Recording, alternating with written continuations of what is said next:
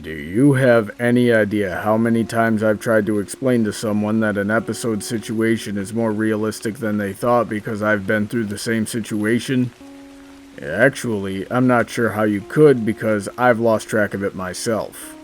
But people don't always believe my stories, which is understandable. They have no real reason to, and I tend to find myself in outlandish, cartoony, unbelievable situations. So to them, it probably sounds like I know an episode is realistic because quote-unquote, I just do. But none of that is the problem here. The real problem comes about when people act like Quibblepants in Stranger Than Fanfiction, where they close their minds entirely during a discussion, condescend others for thinking differently, or base their friendships off of agreeing on everything. And just like we saw in the episode, this will lead to a breakdown in the friendship and communication as a whole. If you take this kind of attitude with people, they're not going to want to be around you. Even if you hadn't said something along the lines of, I could never be friends with someone who thinks differently than me. Before you get into an argument like this, especially over something relating to entertainment, it's important that we ask ourselves a few questions. Where do my motivations lay? What could I gain from this? What do I stand to lose? And is it worth it? Asking yourselves questions like these will help put things into a better perspective as well as help open your mind to the perspective of others.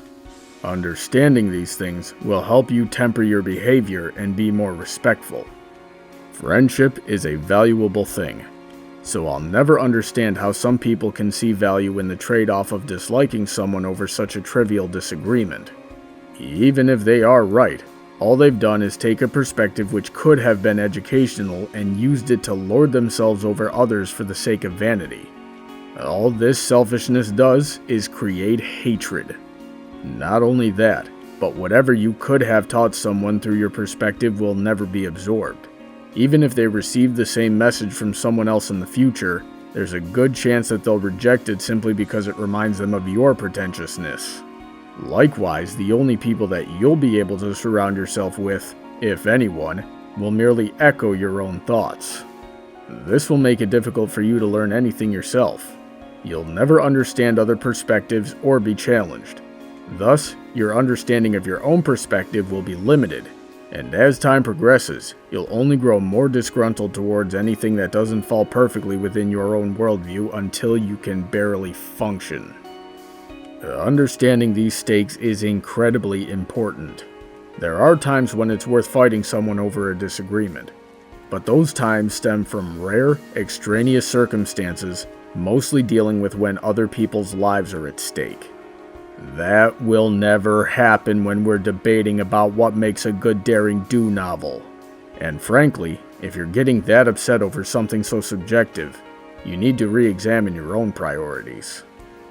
But even when the argument is worth fighting for, that doesn't ever justify lording your opinions above all. It will only have the same aforementioned effects and carry the stakes of other people's lives with it. Instead, in these circumstances, you should be even more earnest in seeking a wider understanding of each other's differences and the world around you. All of this started because Quibblepants didn't like the way an, as far as he knew, fictional character handled the obstacles before her. There might have been reasons for this, but should it affect his life so deeply anyway? Things like this change. Just be at peace with that and move on if it's something that you don't enjoy, while appreciating the parts that you do enjoy. For example, I really don't like Magical Mystery Cure. I think it's a story that was told extremely poorly and for all the wrong reasons. But there's a lot of people that do like it, and I would never hold that against them. If anything, I want to understand why they like it in hopes that they'll open my eyes to something I've missed and thus I won't have to hate it as much as I do. And this concept can apply to anything. It's also never a good idea to limit your perspective to only what you've experienced. The world is full of amazing coincidences, unexplained phenomenon, or generally people getting lucky in the face of impossibility. Just like in Feeling Pinky Keen, if you refuse to acknowledge the existence of these things, you will never learn about them, and you will never be able to utilize that knowledge when the time to do so inevitably comes. When Quibblepants realized that, made peace with how the Daring Do books had changed, and how his opinions on these changes are subjective and they need not play such a large role in dictating his friends, he was able to recover his friendship with Rainbow Dash. From there, they'll be able to learn more about each other and the things that they love and enjoy them even more through each other's friendships than they ever could alone.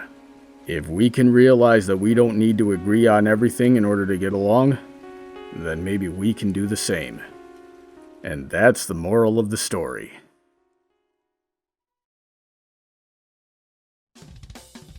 If you have a topic you would like to hear discussed, you can drop your suggestions by following BrawnyBuck on Tumblr or sending an email to bronydebates@gmail.com. Feel free to check out my Patreon to see how you can support my channel and what you'll get in return. This video was sponsored by Irish John's Short Films and Animations, as well as all of my other generous supporters. Have a great day, and I look forward to hearing from all of you soon.